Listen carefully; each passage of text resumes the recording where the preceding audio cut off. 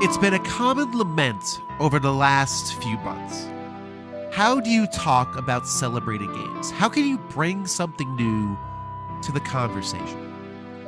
And today we're discussing The Legend of Zelda: Ocarina of Time, a game that's largely considered the GOAT. The greatest Zelda game ever made. Some may say the greatest video game, full stop.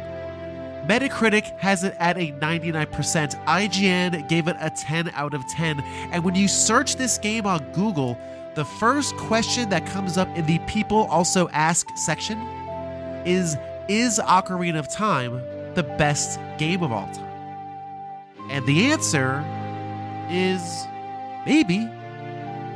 You never know. It depends on people's opinions.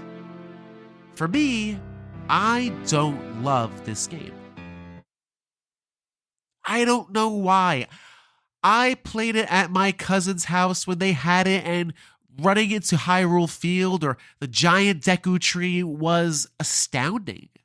It hit me like Mario 64 did. Like, this is a next generation. This is the next evolution. This is a sea change. Even though back in those days, I didn't use the word sea change. That's a now word. But about 4 or 5 years ago, I played it again on the Wii Virtual Console. And I admit, that's not the best way of playing Ocarina of Time. Original hardware, the 3DS version is well regarded. I know, but that's what I had. And I completed it for the first time and walked away with a sense of, this game's good, but it's not my top 3. I don't think it cracks my top 5. So what's all the fuss about? And about 4 or 5 months ago, for this series, I fired it up again. I said, let's do this again. Am I wrong? And I couldn't get past the Deku Tree. I just bounced off hard.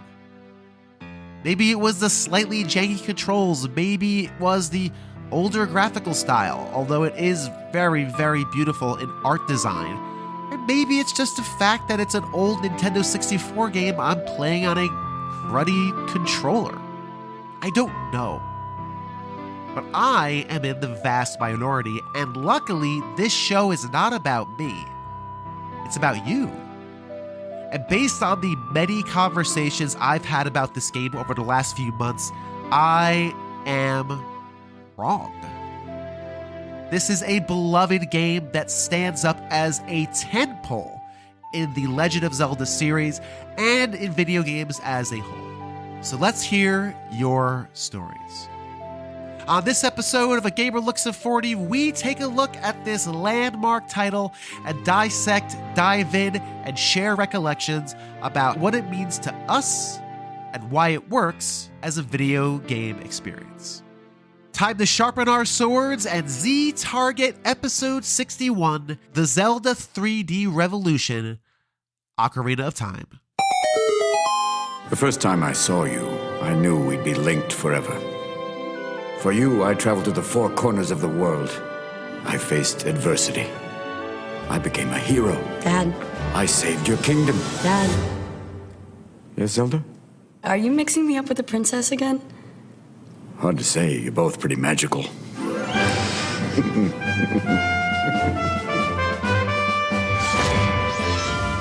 If you're sitting back a little confused, don't be. You're not going insane. That was Robin Williams doing a commercial for the Ocarina of Time 3D remake for the 3DS a number of years ago when that was first released.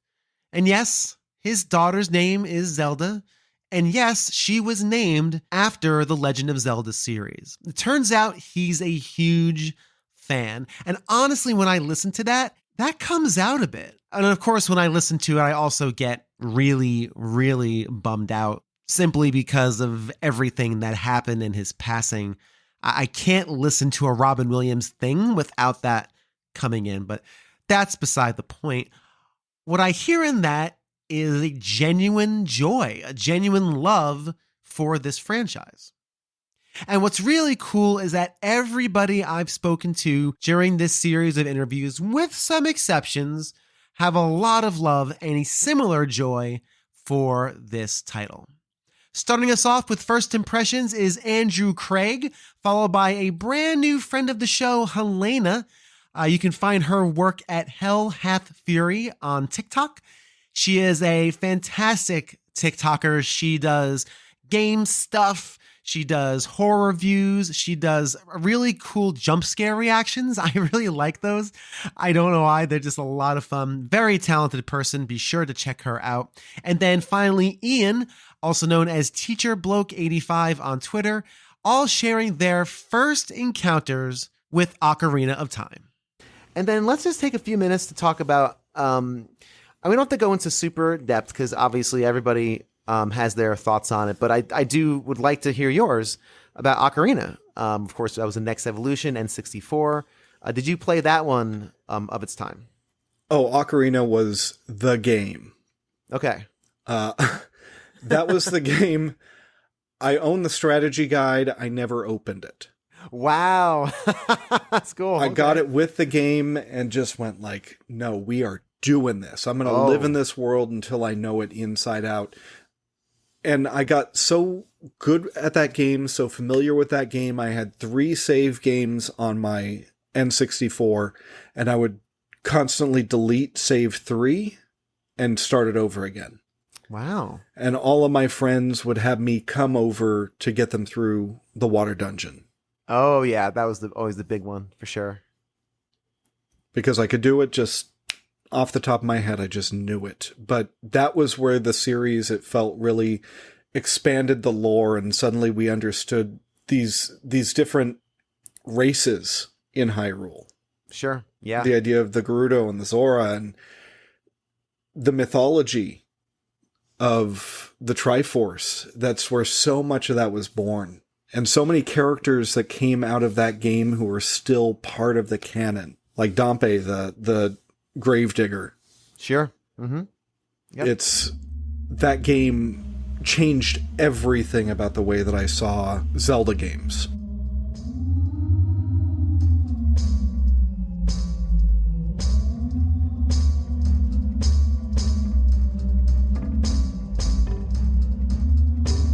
As we've discussed a couple of times and kind of, virtual green room, as I like to call it, Ocarina sounds like that was your first foray into the Legend of Zelda series. And from everything I know about you and have heard, it's probably by far your favorite.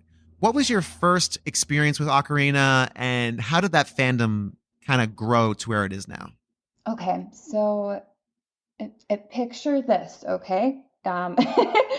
It's the 2000s. I am but a wee lass, just obsessed with my brother, who is so cool. He has like Rob Zombie posters on his walls and like a really sick lava lamp, and he's so cool, and I just absolutely admire him, and I'm obsessed with everything he does. I think he's the coolest dude ever.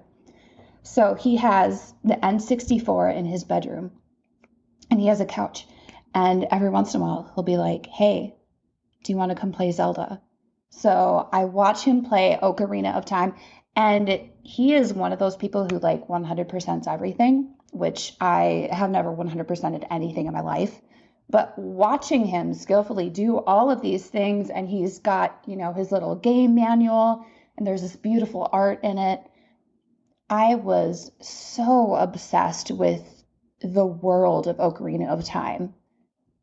I was like, if I could be in any realm ever, I would go to that one, because it was just so perfect to me. So then eventually I'm able to convince him to let me play. And so it's him, my sister, and I, and we all have accounts.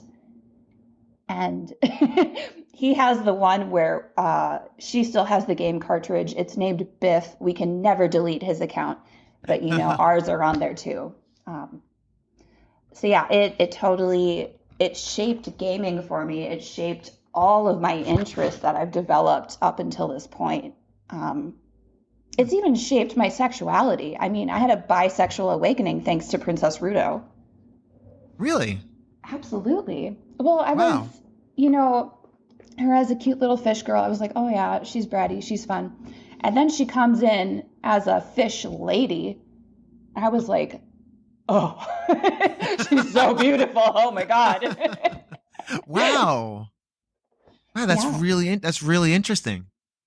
Yeah, well, I was very confused by it because I was like, do I like Sure. fish or do I like women? And fortunately, it was women. So, Sure.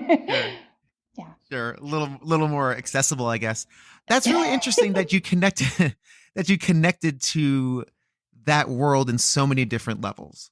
And through family, which is I think how a lot of us, I was the older brother, so I had oldest rather. So I had younger siblings who kind of did things I did. So I never had that experience of looking up to an older sibling. So I find it very interesting that not only did you see your brother 100%ing it, playing it well, that inspired you to not only play it yourself, but really just get into it deeply. So what about it do you think really connected you? Like really said, other other than the fish. Other than the Zoras, the Other sexy than the fish Zoras. people. Other than sexy fish people. But really, like, 'cause it sounds like you really had this emotional connection. Well, my childhood was kind of rough, especially around that period. There was a lot of loss of life in my family and a lot of emotional turmoil. So having a game to escape to, this world that, there's bad things happening, but you're the hero and you can fix them, that was really meaningful to me and something that I really needed at that age.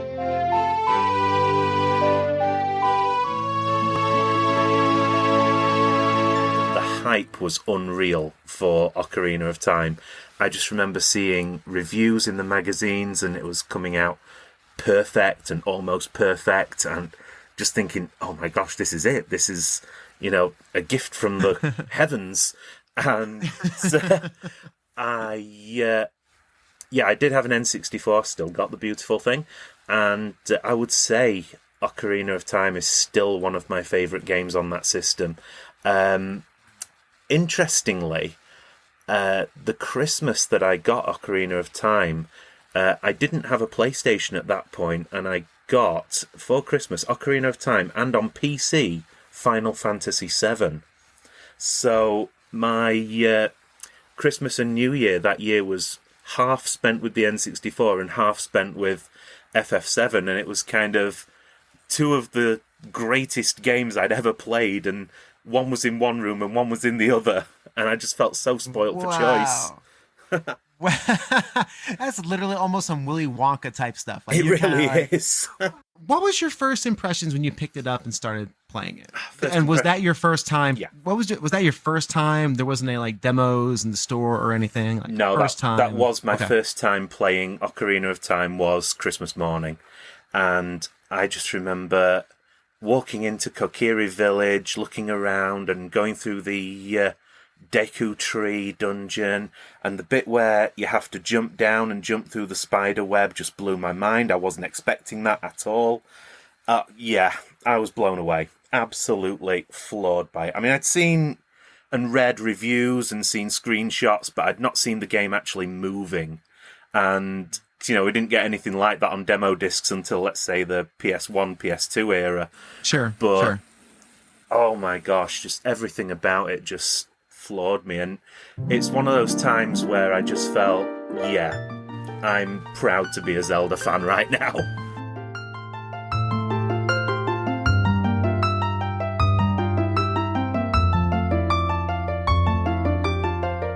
If you're sitting there wondering, wait, what about Final Fantasy VII on PC? Okay, with your hand raised, don't worry. I asked him that question. Stay tuned for an episode of Side Quests where we talk about that little piece of tech that I had no clue ever existed. That was a new one on me. Next up, Donnie and Blue from the Gamers Week podcast, followed by Mike Albertin of Games My Mom Found, Greg Sewart from the Generation 16 series of videos and the Player One podcast, and then finally Julian of Nerds Without Pants, all combined forces to talk about this fantastic title, even though some of them don't think it's all that Fantastic. So Donnie, you were not so much on Ocarina at all at the time. At the time, I despised that game. Okay, Simply because it seemed like there was no linear progression. I could go like it just said, okay, you're done in this village now. Here's the world, and you're like, what do I do? Where do I go? And they're like, that's the beauty of it. You can go anywhere. I'm like, I kind of need to be directed. You need to tell me where I need to go, and I kind of do. It's like I don't do well with games like Elder Scrolls Oblivion or Fallout, where it's like all this expansive open world. You're gonna hate Breath of the Wild. Go and do anything and be like your character. You can go and be part of this vampire guild. It's like, oh, okay, I can do that. Okay, but what about this main story? It's like, you don't need to worry about that right now. You've got side quests to take care of. It's like, but I want to get the story done. Ocarina of Time kind of made me feel like that when it just sent me out into the world and I had no idea what to do or where to look. And I could spend hours looking for something and I'm not even in the right place. So it really turned me off at the time. That's so interesting because that exact feeling of freedom, like you just alluded to, is what people love about that game. Like everyone I talk to says, I did the forest, I found the Deku tree, I killed some spiders. Yay, that's great. But I hit Hyrule Field and it was just this open expanse, the likes of which most people had never seen. Even like Mario 64, you had that open area, but that was an intro area. That game is basically confined to levels in a castle. People adore that, but you, for some reason, you prefer games that have more linearity, which is not a bad thing. I think sometimes open world can be a detriment to a game, especially when it comes to like narrative pacing. Fallout 4 being the main example of that. You get out of the vault and you're like, I need to find my son. And like 3 years later, you're building settlements and you're doing all side questy stuff. I completely forgot about my son. Yeah, oops, what about my kid? Right. So it sounds like you enjoy games or even Zelda games or any game that has more of a narrative drive where you are being shown the next steps in an efficient way as opposed to, hey, figure it out. I did. I wouldn't say that's the case now because I think now I can enjoy those a lot more because I know that those are a thing, right? I know that in this game I can go out and be anything and try to and I think that's what plays into the replay value of a game is I could sit there and do this side quest and get really good at this specific task and not have to focus on, I know that the main storyline is going to be there waiting for me. And I can tackle that if and when I so choose. So now I'm a little bit more on board with it, but back then I couldn't handle it. Not to mention the N64 controller. I really hated it at the time. Sure. And then having to memorize the tunes and stuff like that, which was fun. It was not my cup of tea. That's fair. And Ocarina is not a perfect game by any stretch. Those inventory menus are just laborious cycling through them. It's not great. And those, of course, have been improved on the 3DS version. And it's not a perfect game. I wouldn't say it's a top 3 game for me either. But I do remember being kind of enthralled with that open area. And it's a game I didn't play as a kid. I had a cousin who had it. And it was one of those, I came over and he's like, oh, Bill, you have to see this. You have to see the Zelda game. And of course, he takes you through and to that opening area. I just remember being blown away. But that's very interesting. Blue's right. Don't play Breath of the Wild. If you don't like being dropped into the middle of something with literally no direction or instruction, you will loathe that. Yeah. And if you don't like dying constantly in your first few hours, you will not like it either because you will just run into areas. I mean, who loves Souls fans? Yeah, Souls fans, exactly. I made a TikTok about Ocarina of Time. And so I'm sitting there with it on my shelf and I point to it and I said, oh, what, Ocarina of Time? It's not even that good. And then it cuts to a scene from Full Metal Jacket where the drill sergeant, have you seen the movie? I have, yeah. Okay. So when Joker says, is that you, John Wayne? Is this me? So after he says that, you've got R. Lee Ermey who's like, who said that? Who the F said that? And he starts marching down and then basically cuts back to me where I'm just like, ooh, be quiet, shh. So me trying a little jab at Ocarina of Time not being a great game, and then shortly after that, it gets inducted into the Video Game Hall of Fame. Of course, Right. as these things happen.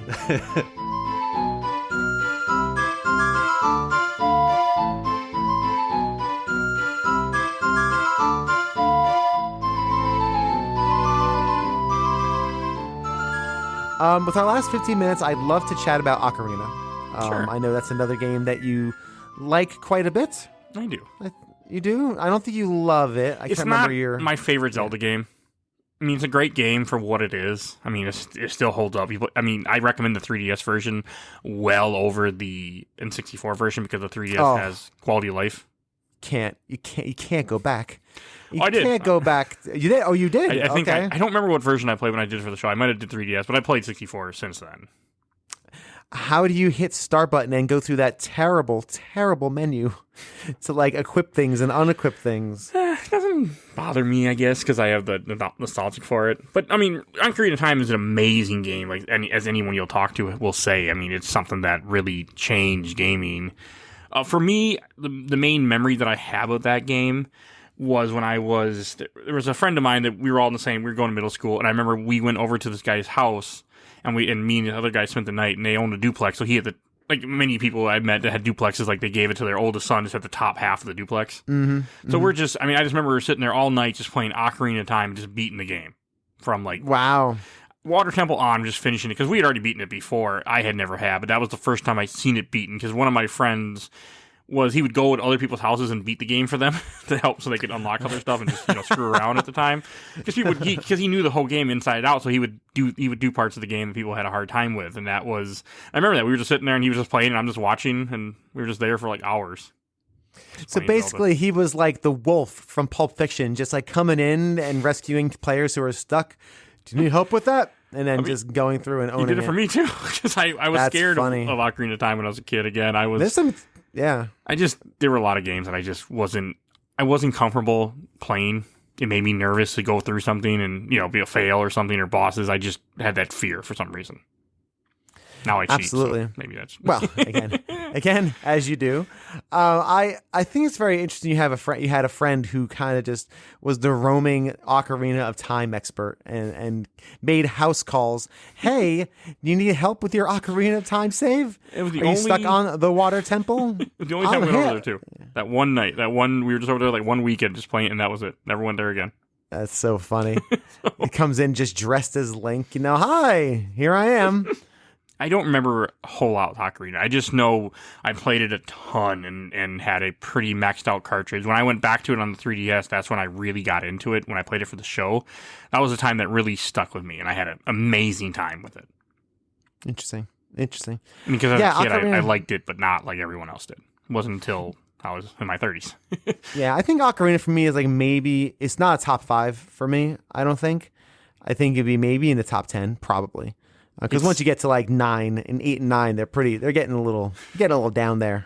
I mean, everybody should play it because it's just a game that really changed the world, in a sense, changed the gaming landscape. And it does a lot of things early that got really famous for it. I forget what game. Oh yeah, Legend of Goemon that came out in 64 does certain things that Zelda does, but it did it before Zelda came out. But it's a game that nobody talks about. But it's also for 64.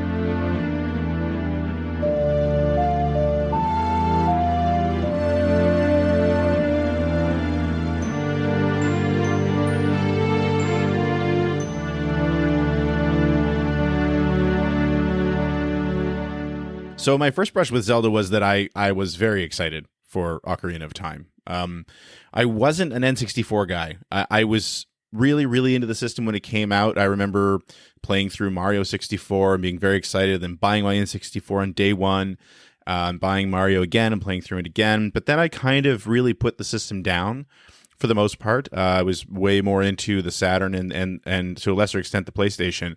But Zelda, and the most recent Zelda we'd had until that point was way back when A Link to the Past came out. And A Link to the Past to this day is still my favorite Zelda game.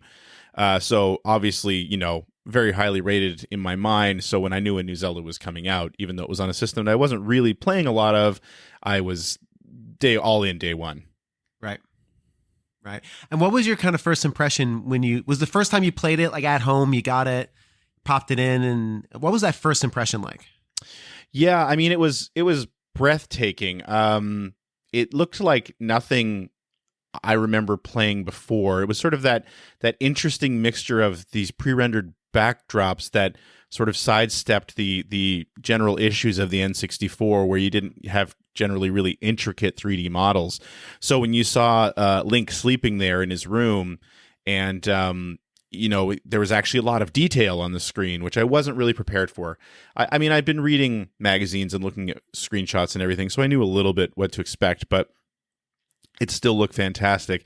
And then when you got to see Hyrule Castle in full 3D with all the weather effects and the lightning and the thunder, and Ganon racing out of the castle with Zelda on his horse, it was all it was breathtaking. It was like nothing I remember ever seeing before. And I was a big JRPG guy at the time, so I was really into the Final Fantasies and Phantasy Stars, and had been since like Dragon Warrior and Final Fantasy on the NES.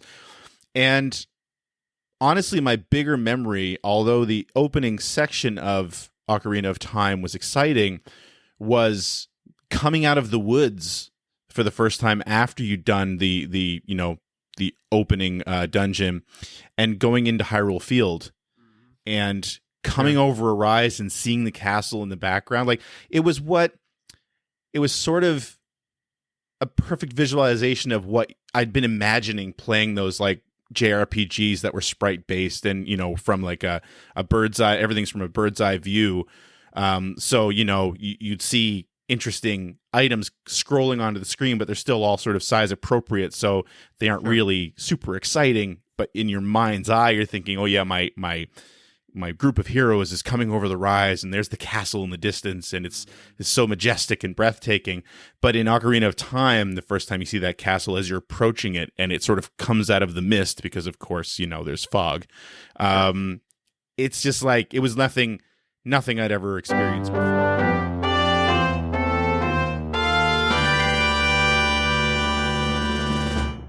What was your experience with Ocarina?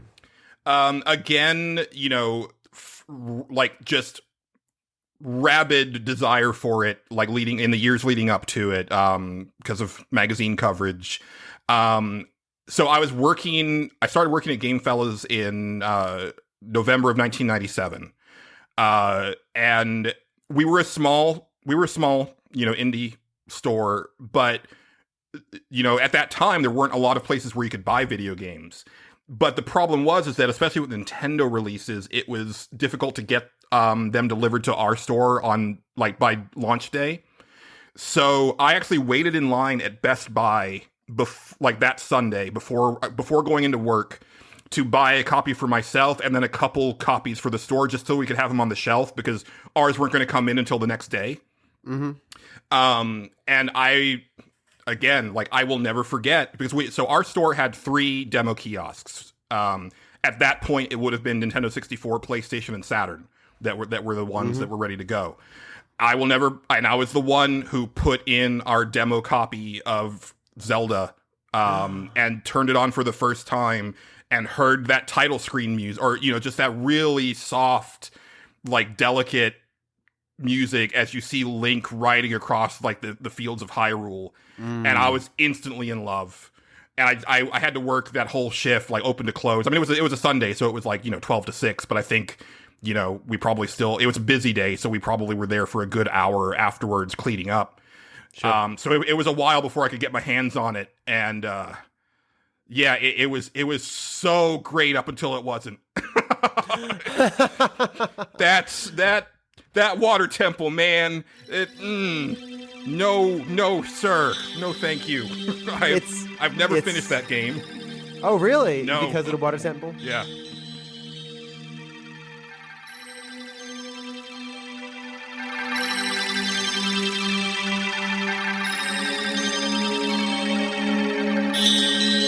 Ah, the water temple. Confusing, hard, difficult to traverse, and infamous for the frustration it caused to gamers everywhere. And I could not get through an interview without discussing it. It always came up because it is one of the most famous Zelda dungeons in the entire franchise, for better or for worse. And according to most people, worse, with one very interesting exception. So let's take some time, let's get it out of the way, get into the water temple, floaties on, iron boots on our feet, as Julian continues a conversation where we dive into said temple, followed by Alan Petrozzi, and then Greg and Trevor of New Dad Gaming, and finally Helena returns to give her extremely interesting perspective. Yeah, the water temple is pretty infamous, and I've heard some defenses of it over the years.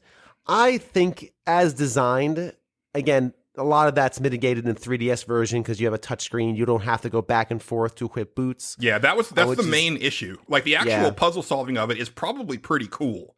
Yeah. But it was the going into the menu constantly to take your boots on and off. And also just like games, especially of that time, you know, with the early 3D exploration puzzle design, you know, it was hard to parse, like, is this where I'm supposed to go, or is this just set dressing? Like, I was real bad with that with Tomb Raider games. I was real bad with that with the Soul Reaver games, where it was like, can I jump there? Like, am I supposed to get up there? And you try like 15 times in a row, because especially back then it was like, I might just not be doing it right. And sometimes that was the case. It's like, oh, I got it on the 10th try. Like, you know, and other times it was like, no, you're not supposed to be doing this. What are you doing? Right. Why did you jump into open space? Well, it looks like a thing that I can jump on. Like, yeah. Tomb Raider was famous for the doors that aren't really doors, and just kind of bang your head against the wall trying to find the thing that opens or activates. Yeah.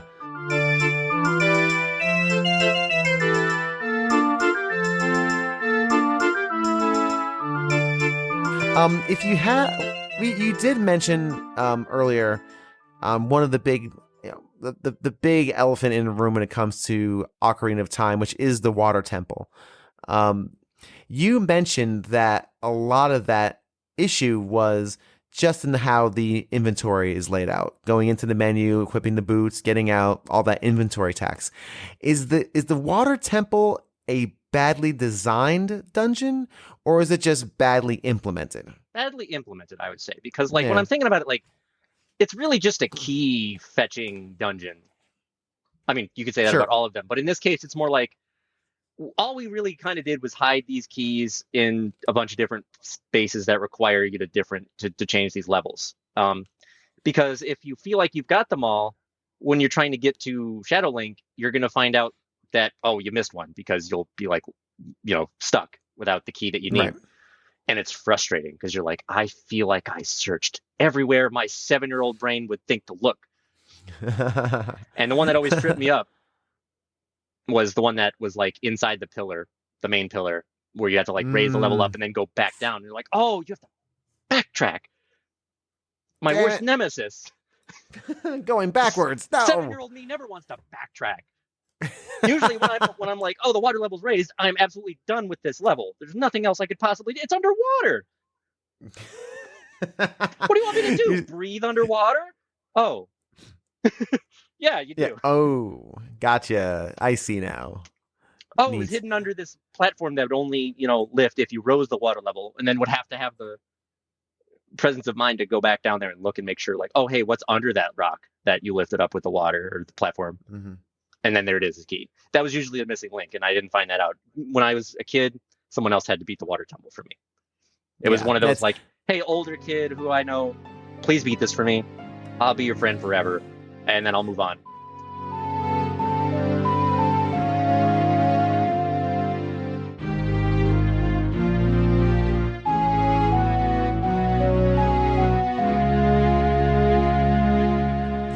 What do you think, Trevor, was the issue with the water temple? Like, where did they go wrong? It just felt asinine at some point.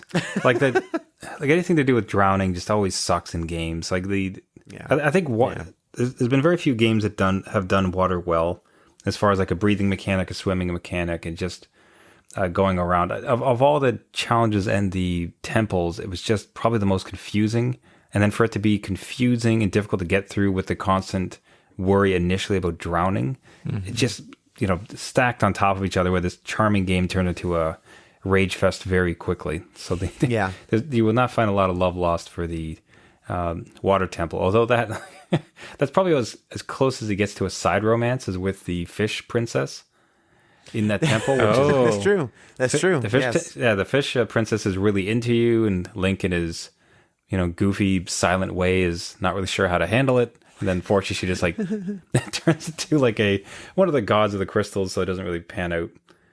Oh, the love and weird children that could have been. But. Yes.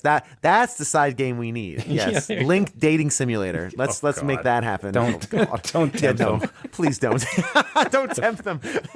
We don't need any homebrews. It's already there. No. Don't search that. Safe search on.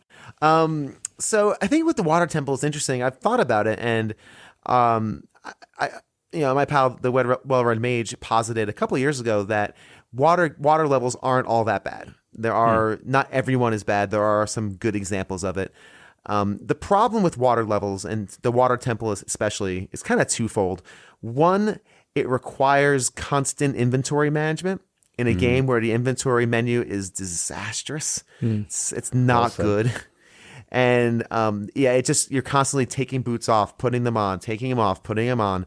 You can't hit a button without taking them off. If I remember right, it's just a pain in the neck. And secondly, water levels are always problematic because they remove a verb, but they never give you a new one. It's kind of like Mega Man water levels are actually fine, usually for the most part, because yes, you lose left and right mobility, but you gain the ability to jump. You can jump higher. So at least they're compensating, right? That makes it interesting. Modern water levels are terrible because controlling a character in the water is really hard and annoying in third person, and you're always drowning, which is never fun either. So again, they're removing all of these things and not giving you anything else. It's just a barrier. And the water temple is a similar thing where they make it so you'll drown unless you have, of course, I think some sort of mask or something. I don't remember. And you have to put on these boots to walk, but you walk really slow and plodding and clunky. So, and there's no benefit to having water. It's just a hazard. It's a barrier that's not intuitive or interesting or fun. So yeah, it wasn't even a mask. It was you change your whole suit. So you put on a little blue leotard as opposed to the green one, which is instant. I think the mental image of Link changing, hastily changing, so he can breathe in water. It's kind of funny. Tingle should have showed up from the Wind Waker to help out with that, I suppose. But there was the blue, the green, and the red for the different temples. Yeah, it wasn't a QTE to put on your suit, just a quick time. Just press the buttons. Right foot. Oh no! I got the wrong hole. Damn! I put my foot through the head hole. Oh no! I am not going to achieve the benefits of this tunic that I'm about to place upon my body. Oh, that's really funny. How come they couldn't just make a poncho? One hole. That's it. That's over. Right. Done.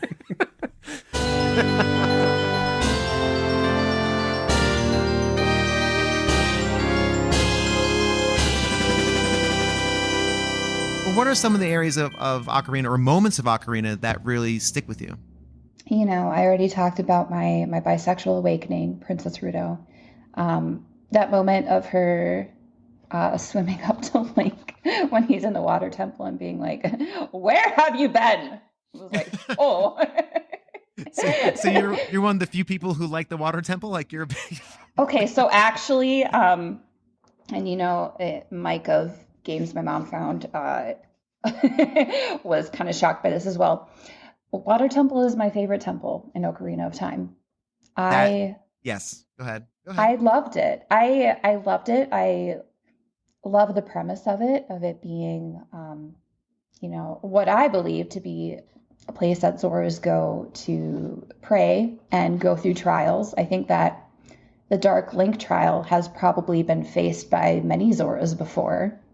And I think that the way it's set up, I love it. I love it. The whole thing is a trial for mental fortitude because going up and down all the time, that takes a lot of planning and a lot of thinking out. and a lot of strategy. And there's that one glitch in the N64 game where if you push the rock the wrong way, you have to restart your whole game. And I did that glitch and I had to restart it, and it was awful. But I learned a lot about myself, and I still love that temple. That's really interesting. Now, with that glitch, I know the one you're speaking of, but do you have to restart the temple? The game. Or the whole thing, like full stop? Because there's no way to fix it. Oh, no. Even if you leave and come back, just do... Ooh, I didn't realize it was the whole game. Yeah. And you did that. I did it.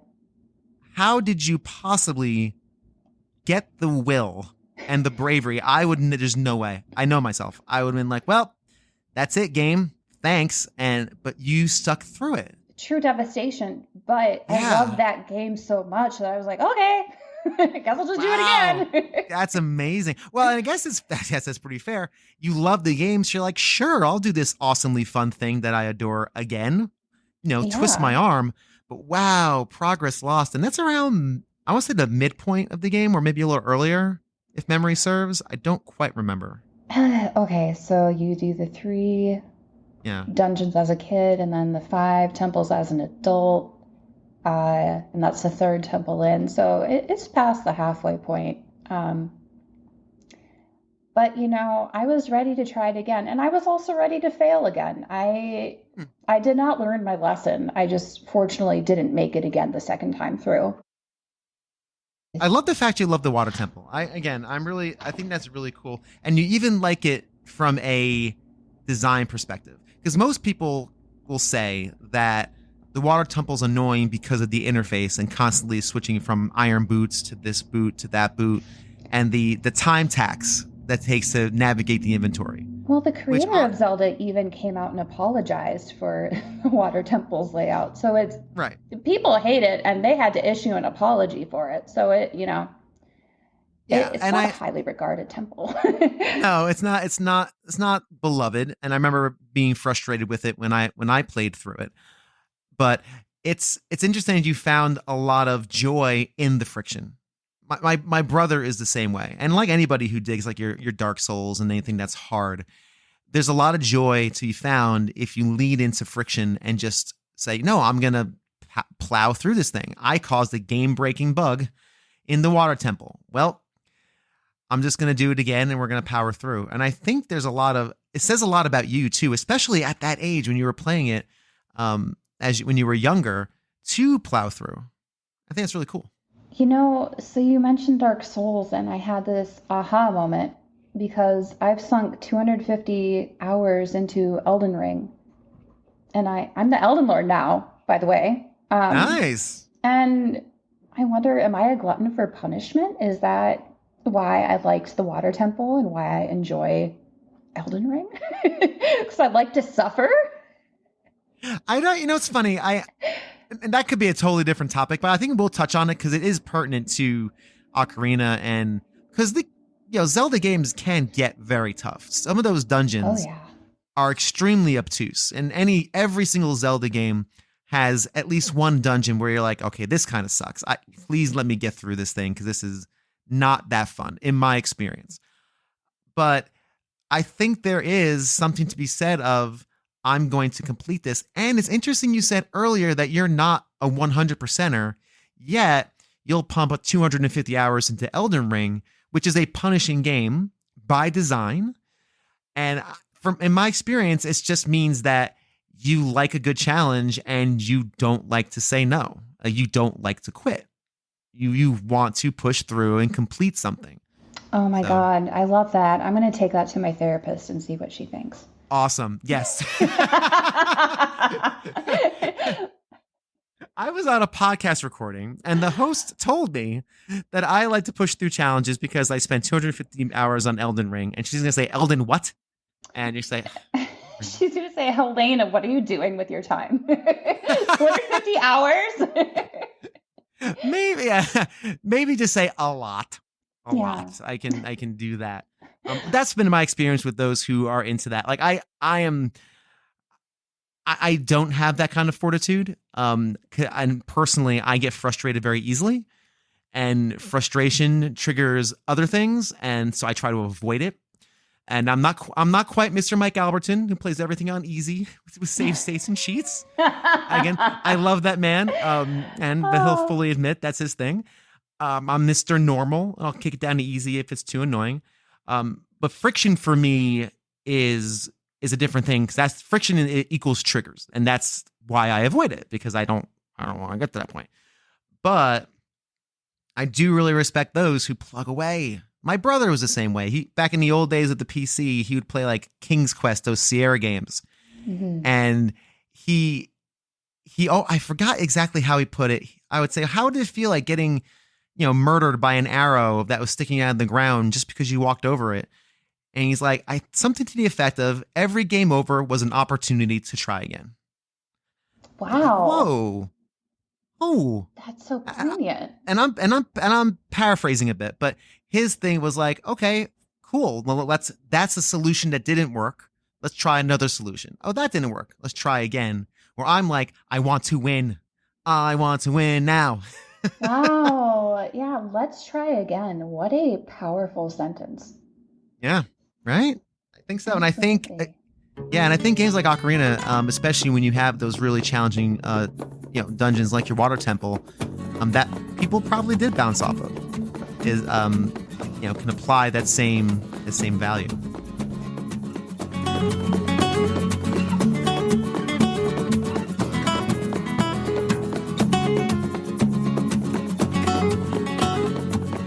Just wanted to take a moment to thank my awesome, wonderful patrons.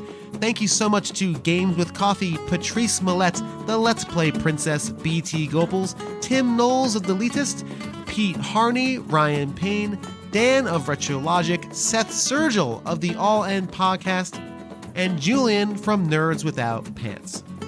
If you would like to join this roster of awesomeness, stop by patreon.com/a gamer looks at 40, check out the tiers, and if one of them strikes your fancy, sign up today.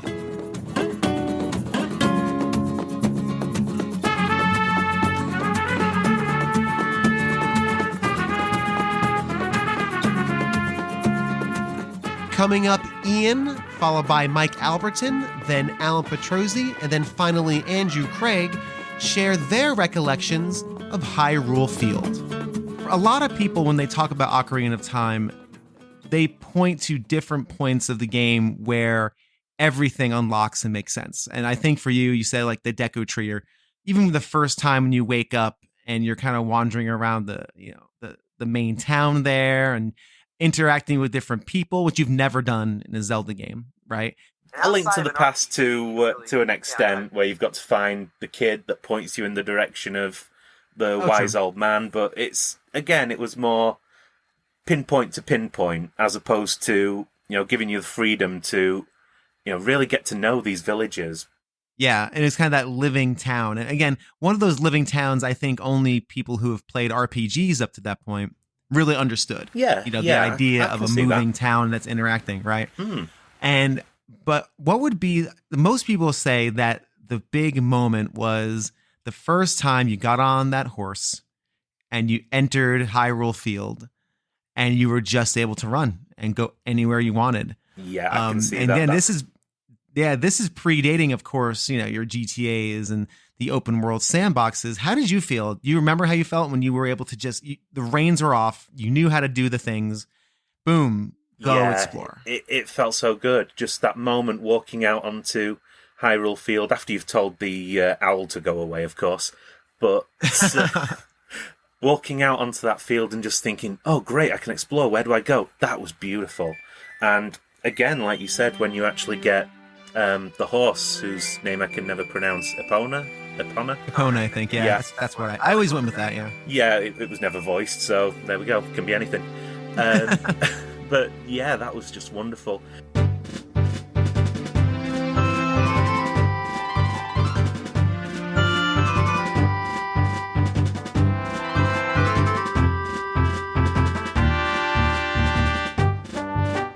What are some of your kind of obviously you had some personal connection with friends, which seems to be a running theme in our conversation, because it seems like Zelda really has connected with you in a number of different ways with a variety of people.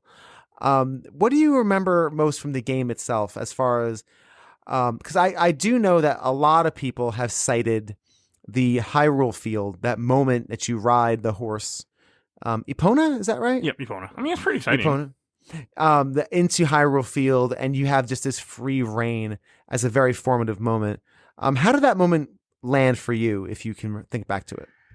I didn't get Epona until way later when I already had seen so much of the game. For me, it would have been just the walking out in Hyrule Field and fighting enemies, because I played so many RPGs, so my aspect was just kill things randomly to earn rupees, or, you can't earn experience. I remember doing that.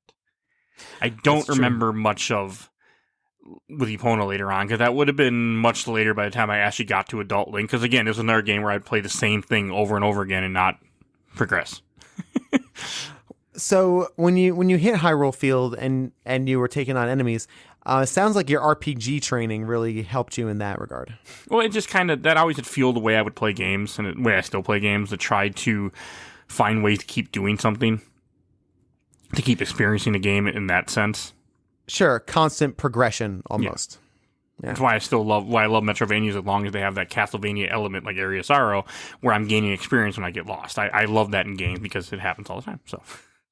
Well, and that's fair. That's a really good point, because even if you're lost, you're still gaining something. Yeah. You're still progressing in a different way, as opposed to just kind of banging your head against a wall or amassing. I'm playing Horizon Forbidden West right now, and it's a good game. It's super AAA, and I don't know. I think my taste for those games is waning a bit.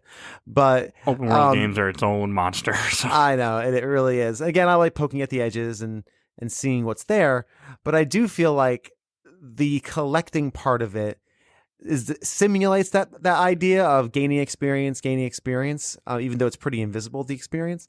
But I also feel like I'm just collecting nothing. Like I'm collecting, I have now 80,000 shards of this thing, and 48,000 jewels of this, and I don't know, it doesn't really appeal to me anymore. But I think as a kid, I think I would be into that. I think I was getting into RPGs as well, with your Final Fantasy 4s and 6s and that sort of thing. So great games. Getting used to that kind of idea of progression through aimless wandering is a pretty good push and pull.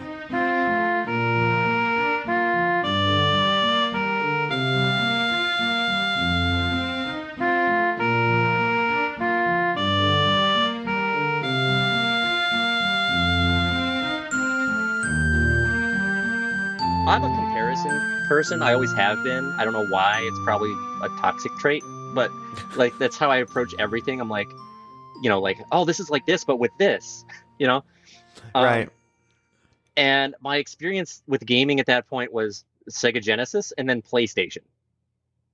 Very weird. And then later, the N64 was like the third thing I got, the third console I owned. So, and it was because of him, my friend, introducing me to Zelda. Only reason that I ever even considered that. So I was at his house, and we were in the living room.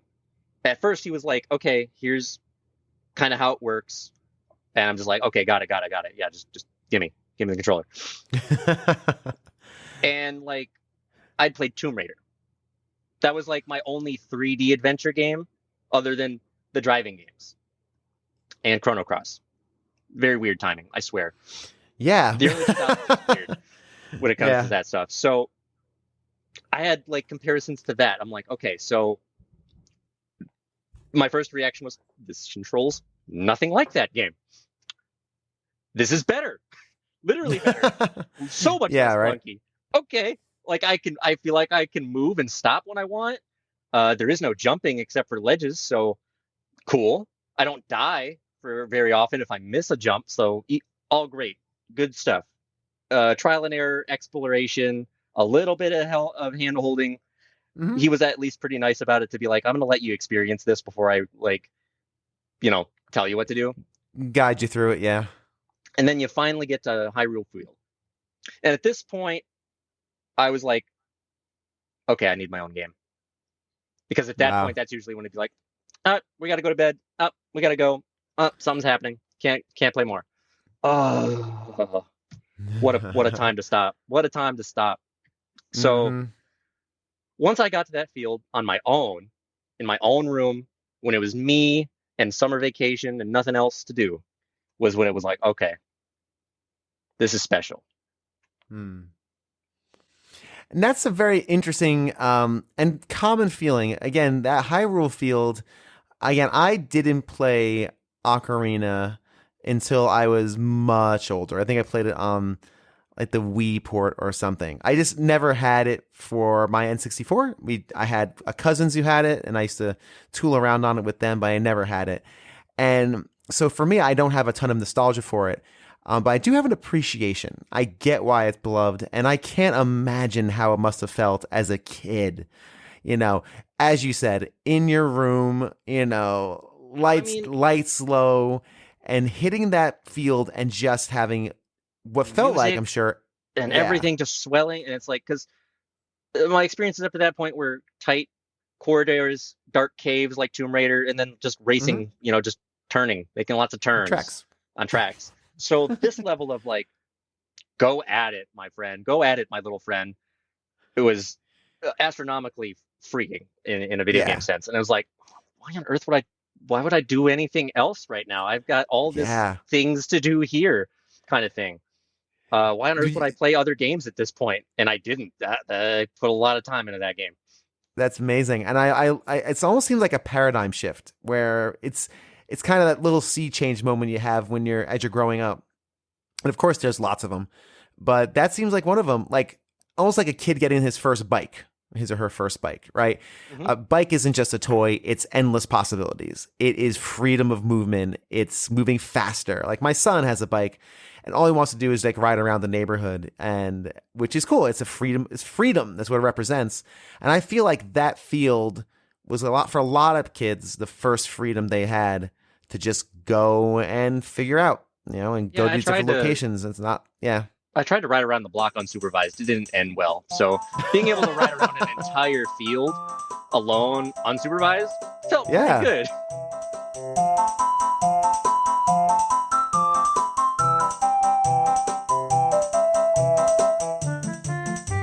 Do you remember because again, a lot of people, when we talk about Ocarina, you know, the initial moment when you're in the village and you're kind of interacting, kind of learning Z targeting, you know, of course, which was a big deal at the time, and the Deku Tree. And most people cite the moment when you first enter Hyrule Field as kind of that, oh my gosh, this is astounding. Was that the experience you had, or was there a different point when you realized this is different? This is a sea change for the series as opposed to like a new iteration. For me, the moment was meeting the Deku Tree and walking inside for the first time and realizing, oh crap, this dungeon is multi-level. Oh, sure. Well, I mean, Zelda had a lot of that, but you mean like actual verticality. Yeah, there was an actual verticality to the level design, and then they really sort of drive that home by having you do that trick where you need to pick up the stick, light it on fire, and roll over the spider web to break through, and realizing like, no, this is so much bigger.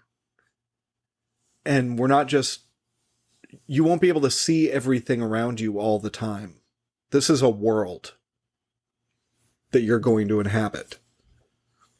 That's a really cool concept of this being a world, an actual livable place, like a place that feels lived in.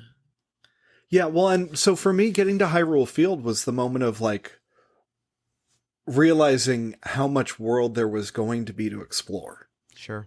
Yeah. But the Deku Tree was first, he hits you with all the mythology stuff. Mm-hmm. Mm-hmm. And then you step inside and realize how you're no longer constrained the way that you had been in the past by a locked viewpoint. Constrained. That's interesting. Yeah, constrained. Because they did wonderful things with it. I mean, you look at Link's Awakening and like the Eagle Tower with the puzzle where you're throwing the balls against the pillars to make the tower collapse. Mm-hmm. They did wonderful things using the concept of vertical dungeons in previous games, but this was the first time where you could climb to the top and jump off. Yeah. And there's going to be consequences for that. Well, sure. Right, but that's a very interesting point. Yeah, that real sense of verticality. Yeah. That's a very good point. And scale. I mean, it's there were spiders on the vines that you had to like aim to get. Yeah. It wasn't just pointing a thing in their direction.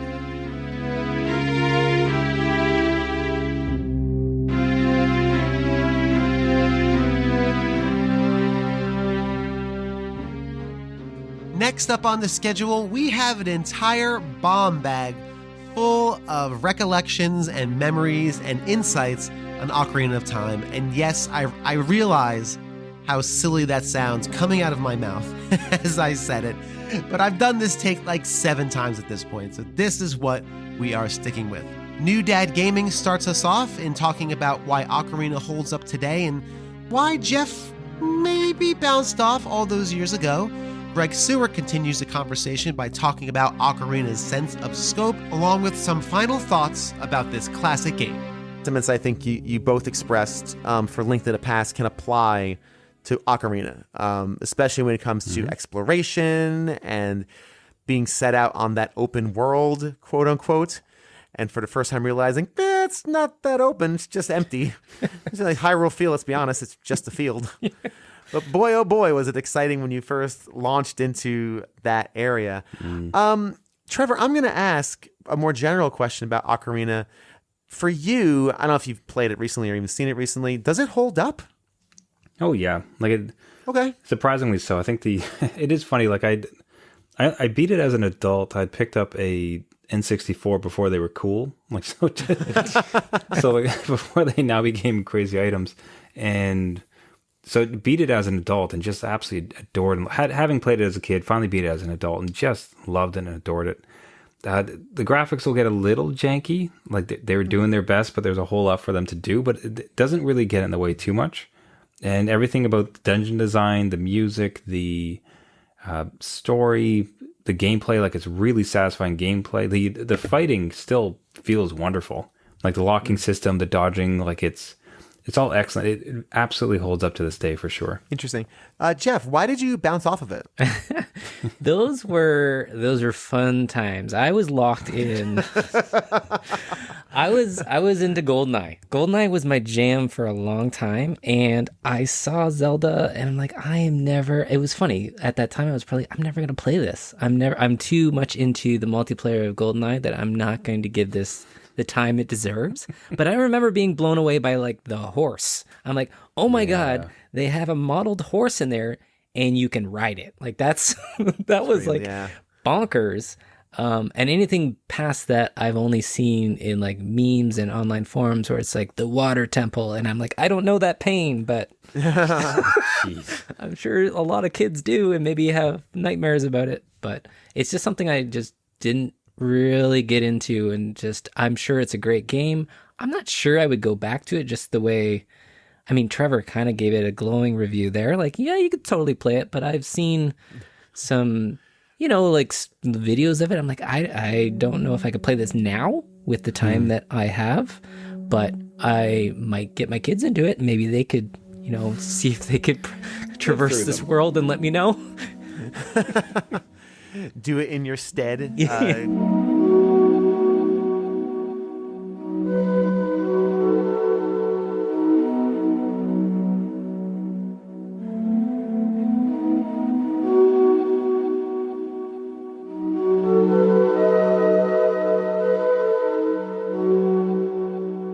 You said seeing that Hyrule Castle, the size of it, and being at the level of a child, right? Because Link is a kid, to just have that sense of scale, of looming thing.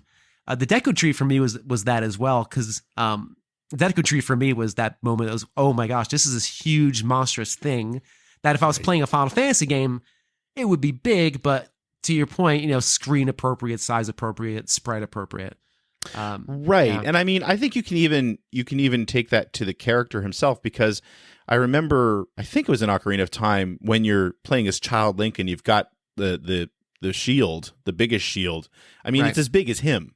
Yeah. Like you're running around and you've got this gigantic shield on your back, and it's just like, that's really cool. And it, again, a brilliant move by Nintendo, where when you're playing as like the adult Link and the shield is size appropriate, it really drives home the difference in scale between the two versions of the same character. but yeah, that's just it. Like up until that point, I feel like, Mario 64 had this to a certain degree as well. But with Mario 64, where each level was that sort of small, contained world, not saying there weren't any surprises, but it wasn't sort of as all-encompassing as, again, stepping out onto Hyrule Field for the first time and realizing you're in this big open world. And this is, it's evoking how A Link to the Past and the original Zelda felt, where it's like, I'm not necessarily, I know where I'm supposed to go. The game's telling me where I'm supposed to go, but I could really go anywhere and do anything right now. And that's awesome. Yeah, and unlike a Mario 64 always still felt like stages. Right. The castle's this big hub world, and there's also, of course, there's cool things in the castle. There's hidden areas. There's a lot of, it's not just a static map, like a 3D map, but you're still going to stages, right? And like you said, they're all different little biomes and different little areas, and they're not really related to one another. Whereas Zelda, you were going to visit the Gorons, and right, the scenery changes and the landscape changes, and you walk into this thing, and it feels more unified, like a unified world. Again, like a JRPG, that's a good description. That's a good comparison. Because JRPG's been doing that for years and years before that. Right. And it was just sort of like the JRPG on home console was sort of the next step from reading a book, in my opinion, where it's like you're reading a fantasy novel and you're forced to visualize everything you're reading about, so a well-written novel, you can do a lot with that.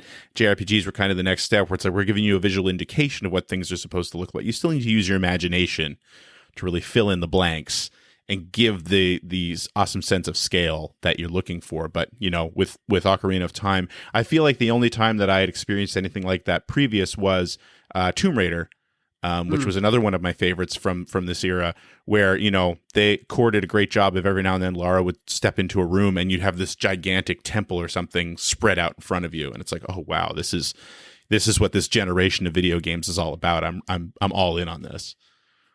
Yeah, and I've never really played Tomb Raider outside of maybe 5 minutes at a friend's house at some point. I didn't have a PlayStation, so that whole world was kind of lost to me until PS2. Right. That's interesting you say it's got a similar vibe. Whenever I think of that, I think of Uncharted because, again, that's probably my only frame of reference for a real again, walking out of a cave and seeing this massive area and however you feel about Uncharted games, I think probably is a different story. I don't love them. I don't love them. I think they're fine. But I think it's interesting too to think back to this because we take this for granted now. Sure. I've been playing God of War, and the God of War series is another series that's been really great about having sort of Titanic scale in certain moments. But for the most part, with 3D games, we take this so for granted now. We've got all these massive 3D RPGs as well. But this is really, if you were around back then, this was the first time most of us experienced it. Absolutely, especially in that kind of fantasy adventure setting. Again, like you said, Mario's always been this kind of surreal thing that exists in its own world, almost like, because the mushroom, it's this cartoon, like a Sunday morning cartoon or Saturday morning cartoon feel for Mario. All right. So we can kind of accept that a little bit more. But when you're in that world of Ocarina of Time, traversing that area, it felt a lot more real, I think, to your point. Next up, Al Petrozzi talks about his favorite items and bosses in the game. And then Ian closes out this section with some final thoughts about this landmark title. Items obviously are iconic, in Zelda, and there's a few items that kind of just endure throughout the entire series. Boomerangs and bow and arrow, of course, bombs. And everything. Yeah, bombs, exactly. What's your favorite item or weapon in Ocarina of Time? In Ocarina of Time? Yeah. Technically, Epona's not an item. Yeah, but true. She was the funnest aspect of that entire game for me. Sure. Adding to that freedom. Okay. But really, it probably have to be the hook shot for me. Yeah. Just that extra level of verticality in a game where you can't jump is great. Yeah. No, I agree with that. Because you spend a lot of the game looking at things higher than you and being like, I want that. You spend 50 minutes trying to figure out how you can get to it until you've ruled out every possibility. You're like, it's an item I'm going to need later. All right. Mm-hmm. All right. Well, that's what I'm doing now. And then you get it, and you're like, all use are mine. Everything. I have access to the world now. I agree with you. I think that's Hookshot's definitely my favorite. I also think it's very well implemented. I think it's a really, even though you can't run, you have to like stop and aim. And you got to experiment too. You don't exactly know what it'll be able to latch onto. I remember when I discovered it could latch onto chests, and I was like, that's big time. Because there was this chest in the forest temple that I wanted forever, and I was like, there's nothing to hook onto. I didn't have the levitation boots, and I sure as heck wasn't going to come back to this temple with them later in the game to do it. And then I'm like, I got this hook shot. I wonder, it is wood. This makes sense. I've hook shot to a lot of wood. It worked. Oh boy, mind broken. All right. Yep. It's That's like my thought it's like I am a genius. Yes, I am. I figured that out. And the game is pretty elegant in the way it introduces that too. Like you kind of do that process of elimination. You go, can I just hook shot ka-chunk into that? I can. Yay. I'm a genius. That's a great feeling. It's great when games do that. Also, boss encounters are a big part of the game as well. Do you have a favorite or most memorable boss encounter aside from Ganon at the end? Phantom Ganon. Definitely. Yeah. When you're like 7 and you're like, why are you here? Why are you this? I don't think this is the end of the game. I haven't done anything. There's so many things. I have all the stuff to do. And I'm like, I'm about to beat you. What happens next after I beat you? Of course, I died a lot because his gimmick actually, for me, required a lot of trial and error because it's like once you find out the gimmick, oh, this is so easy. He flashes a bunch. He's so obvious when he goes through the painting. But at first it's like die. Okay. Yeah. But it felt great. It was because it's like, oh, he's here. Oh my gosh. He's scary too. He's really scary. He's not a pleasant boss to engage in, for sure. I totally get that.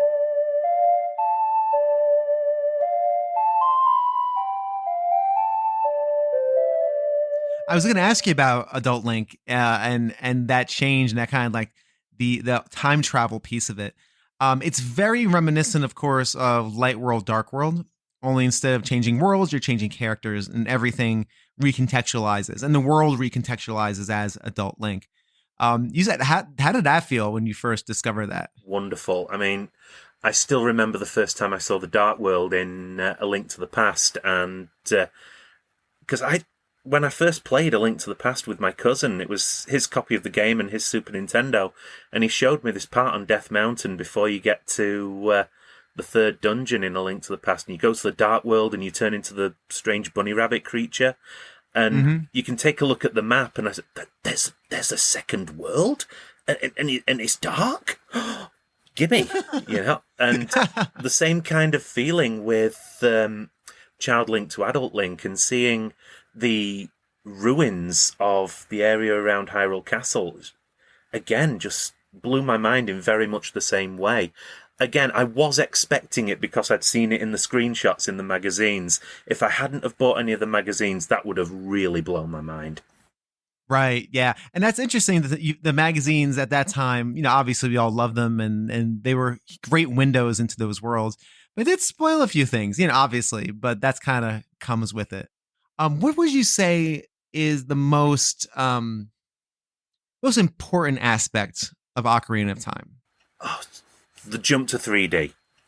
The jump from 2D Zelda to 3D. I mean, I was just swatting up watching the sequelitis video that Ego Raptor made a few years back about A Link to the Past and Ocarina of Time. And some of the criticisms are quite valid that he brings up, but a lot of what he says there is so right about the leap to 3D was exactly what that series needed at that time. And such a revelation was the actual combat and being able to use the trigger button to lock on to enemies and, circle strafe around them, plan your attack. And to me, that is such a unique thing, or it was at the time, that it's just been stolen by every similar game since. I mean, you look at Dark Souls and Elden Ring these days, they're using the same kind of Z targeting that Ocarina of Time pioneered, and to me, that's what made it so special. Yeah, you're 100% right. It's something that still endures. Like you said, today in modern games. I keep saying the same about, there's lots of games from that kind of era, the late 90s, early 2000s, where I suppose they made the template, and the template hasn't really evolved since then. I keep saying Grand Theft Auto 3 on the PS2 is the template that so many of these open world sandbox games are still looking back to. And again, the same with Ocarina of Time and 3D combat in that 3D space. It works so well that there's really no need to reinvent that wheel. No, it really isn't. And again, like you said, it really does it just kind of sings on its own. Z targeting, I think, still feels good. It really does. Because the targeting and then the ability to kind of like you said, strafe left or right or dodge left to right has a very natural feel to it. A natural, and to do little shimmies left and right, little backflips away from enemies. It's perfect. It's great. It really does nicely backflip, and you can forward strike. It's very satisfying, and like you said, a lot of the games are still doing that. Even Breath of the Wild to a certain extent, right, has an element of that. I'll talk about Breath of the Wild separately, if I may. Well, we might get to that here. I mean, we have an hour. Again, I'm going through the entire series, so great. And Breath of the Wild will be discussed because I have a lot of strong opinions. As do I about that game.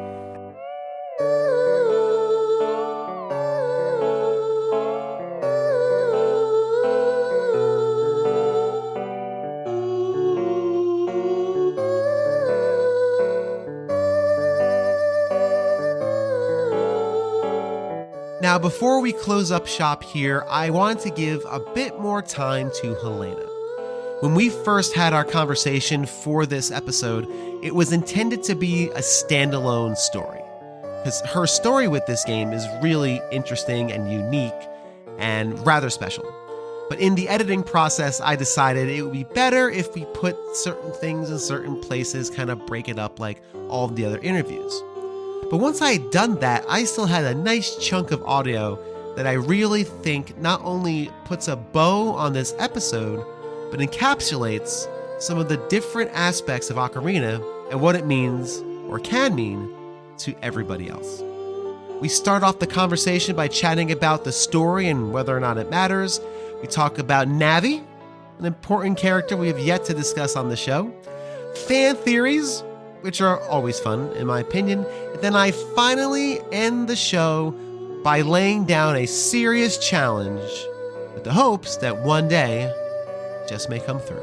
Yeah, it's pretty remarkable. And you also mentioned story, which of course it's kind of a hotly debated topic in Zelda world, as I've come to learn and have experienced, where if the story really matter for The Legend of Zelda as a franchise. It's something we explored quite a bit in the introductory survey course episodes to the series.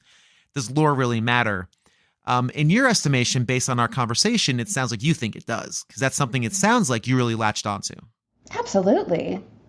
Yeah, of course. I mean, yeah. I can tell you that today, all day, I've just been watching fan theories about different Zelda temples. So yeah, of course the lore matters. And the interesting thing about it is, it's about half and half. Some people say yes, it absolutely does. Like you, I love the fan theories, and I love trying to figure out chronologies and to get really into that. And some say, no, I'm just here for hitting things with swords and solving puzzles and beating Ganon. That's what I'm here for. And I think Ocarina, more than many of the other titles in the series, really, the story, I think, matters because a lot of the gameplay is focused towards it. Yeah. And it's really kind of intermingles to a certain extent. So I think you can make that argument with the earlier games like Zelda 1, Zelda 2, even Link to the Past, which has a pretty good storyline, right? It's a classic hero's journey. But I think once you get to Ocarina, they try to elevate nearly everything. Well, I think, you can get as involved as you want to. You don't have to ask Navi about the details of what she's looking at. Like, you can just Z-target and go. You don't have to have conversations. You don't have to read signs. You don't have to read the stone tablets, the stones of truth. You know, you can just kind of half-ass it if you want, but if you want to have a true, oh my God, that sounds so gatekeepy. If you want to have a true Zelda experience, if you don't do that, you are not a real Zelda game player. Please do not identify as such unless you're talking to Navi every 5 seconds. clearly kidding. Okay, but I also loved Navi, and I know that is a controversial opinion. So I was going to ask if you were yay or nay on Navi. I'm yay, and I'm also yay on the owl. Cabra Gabra. Yeah. Yay on both, huh? Okay. Yeah. Very cool. Maybe it's because I'm annoying. I don't know. I think Navi got a bad rap. Yes, I understand the hey, right? We all understand that's maybe not the most pleasant sound in the world. But in a game or in a series where you very rarely have a companion, I think it's kind of neat you have one. Even if it's a little circle of light with wings hovering around you, it's an active creature, just for lack of a better term off the top of my head, an active entity interacting with you, wherever you go. It's not like Wind Waker where it's like a pendant where they talk to you, or Link to the Past, it's a stone tablet in a dungeon where the wizard says something to give you some tooltips. That's how I always felt with Navi, and never bugged me. I don't, there's a lot of things that bug gamers that really do not bug me for some reason. I don't know. Maybe because I have children, and that's why. So yeah, but why Navi for you? For some reason, all I'm thinking about is when we got to the end and she left, and that gut-wrenching feeling you have, the loss of she's leaving. Is she coming back? Is she gone? That was, having a fairy is what made Link feel like a kokery kid. Right. And now she's leaving, and also he's suddenly young again, and no one knows that he's a hero. So he's not only abandoned by her, but nobody knows what he's done and how depressing that must be. Having a constant companion, I love the idea of that, but losing that companion, like, my God. Yeah. Devastating. Yeah, and there's lots of when games do that properly, it can be some of the most emotionally impactful moments. So to your point, when Navi leaves, wow, for the first time really in this experience, you're on your own, and even though that little fairy didn't factor quote unquote much into the gameplay of things, it was more of a reticle for the Z targeting and all that. Her presence is lost. Like, she's gone. You feel that. Yeah, and you just watch her fly away, and then when we get to Majora's Mask and he wanders into the forest looking for her, it's gut-wrenching. Well, Majora's Mask is a whole other set of tragedy and sadness. Yeah. and it's so good because of it, let's be honest. Oh, absolutely. Yeah.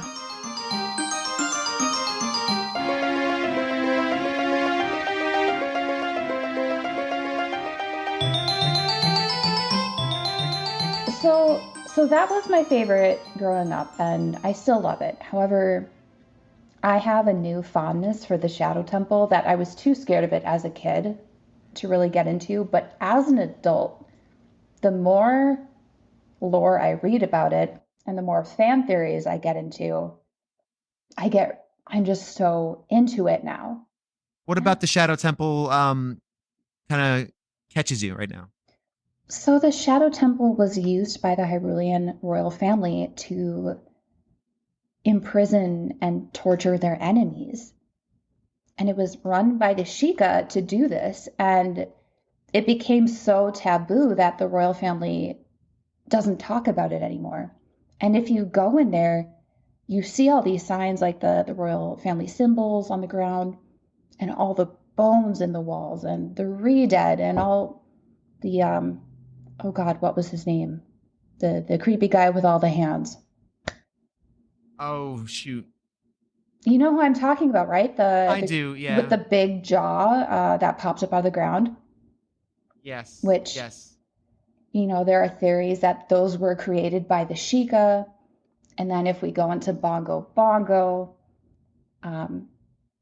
my theory about Bongo Bongo was that it was someone who was beheaded and behanded by the royal family who grew off of malice and then turned into this like really overwhelming force.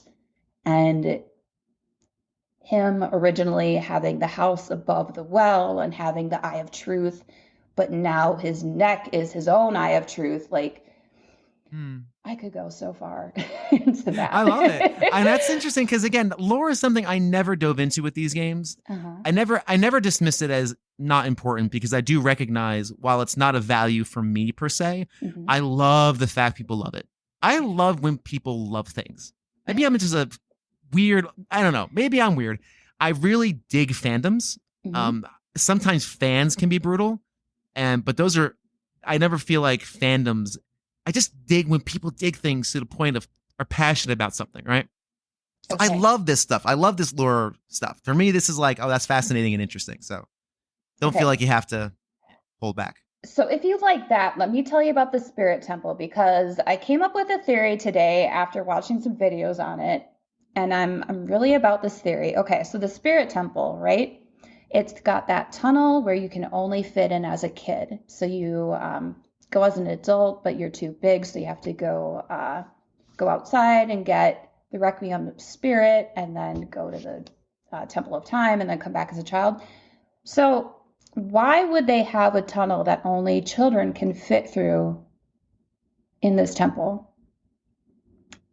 And my theory is that Ganondorf was trained by, the militant Gerudos and then taken to the temple as a child to undergo trials, and then returned as an adult before he became the general of the Gerudian army.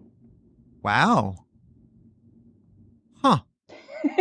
Wow. That's very plausible. Yeah, that's like, wow, that's really interesting. And, that's the temple that Kum and Kotek run, and they're the surrogate mothers of Ganondorf. So I'm also curious, who was his biological mother, and how were they able to remove him from her custody and take over? And what kind of power do they have over the Gerudos that they're able to just take their children and go train them to be, generals of the army? Whoa, there's a lot of layers there. Wow. Yeah. I see. I'm just kind of now thinking it over, and I'm forgetting I'm doing an interview and I'm conducting something for a podcast. I just got to sit here and now consider. That's really cool. And again, that's a sign of a well-crafted, not only game, right, but really any story that gives you enough to build upon. I think there's a lot of value in that, because not everything has to be spelled out perfectly. I think creating the bones of a narrative, and I think Ocarina is more than bones, of course, but creating that structure and then giving people the freedom to kind of come up with theories like that and all the other fan theories, which is a whole cottage industry online. I think that's cool. I think that's really neat that people are investing that kind of time into it. Yeah. And I think it's cool that it's not load bearing for enjoying any Zelda games. I think that's a nice balance, in my opinion. Yeah, you really can get as deep as you want to into it, Some people get a little too deep. That's me. I feel like I'm kind of like QAnon of Legend of Zelda, but listen. Let's not get out of hand. See, you are a nice, good-hearted, not insane person. Oh, I'm absolutely not in QAnon. Let's make that clear right now. I totally get that. I think you mentioned that. Do you still have the game that you played on with your brother and sister? My sister now has it. Sister has it. Yes. And his save file is still there. His save file, it's Biff, BIFF, and it is still there. Love it. When's the last time you or anybody have popped that into an N64, kind of go down that road again? I'd have to ask her. I think it's been a while. I acquired a new N64, and I have my copy of Majora's Mask here. Okay. Yep, and it's been a hot minute for that. However, I got an emulator. I learned what an emulator was recently, and I started playing Ocarina of Time on my computer. Nice. Which is kind of cool. Very cool. Yeah. Did the Mr. Mike Albertin help you out with that? Because he is the king of emulation. I got to him for all my questions. So I asked. I don't know if you've met a gentleman named Adam Merica yet. He's often on Mike's show, but he's kind of a computer guru to me. So he helps me with all of my online gaming questions. Cool. Very nice. Well, here's how about this? You challenged me for Majora. Here's what gonna be my challenge for you. Oh. And I don't know where you and your sister are geographically. Is it close-ish? Are you all far apart? I'm in Florida and she's in Minnesota. That is far apart, so maybe this won't work. But here's what I'm thinking. And so this wouldn't be an immediate thing. I would love for you to play that cartridge again. Maybe open up Biff save file, like you would never do as a kid. I don't know if this may not mean anything to you, but I would love to know if there was something there playing that original cartridge on an N64 plugged into a TV. What that would be like. I'm literally tearing up just thinking about it. Like, truly, I am about to cry. I'm not trying to make you cry. I think that would be, I don't know. That would be really healing. Yeah. Yeah. I'm just curious how that would be, like, I'm sure you were not allowed to open your brother's save file. I know my younger brother was not allowed to open my save file. There would have been a problem. I can't recall exactly. I'm pretty sure he allowed us to, but there was a very big threat of death if we saved over it. Yes. Yes. There's the threat of childhood death. Yeah. Is on there. So here's my thing then. Obviously, it may not be physically possible. However, if you can, I would love to hear how that went. That's all I'm going to say. If you can't make it happen, I'll be, whatever. It's not homework. But I don't know. My sister asked for the link to this as soon as we're done. So I'll have to tell her that the challenge has been issued. And then the next time I'm in town, I think we can do a game night.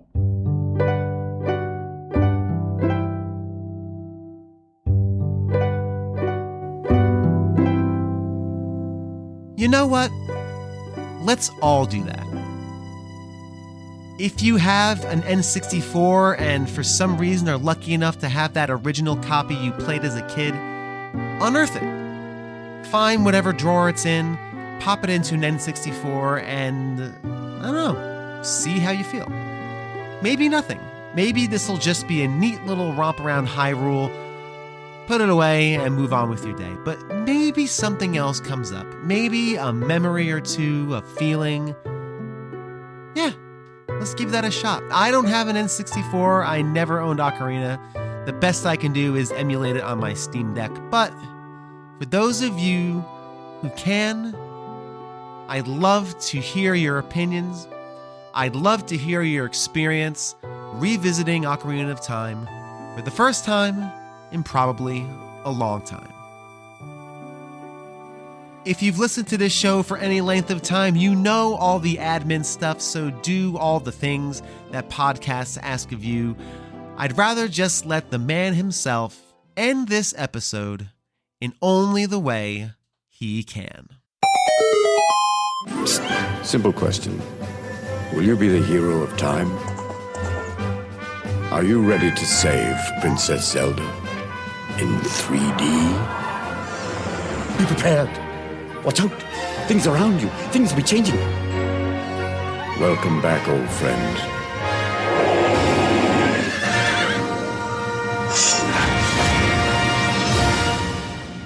No pressure.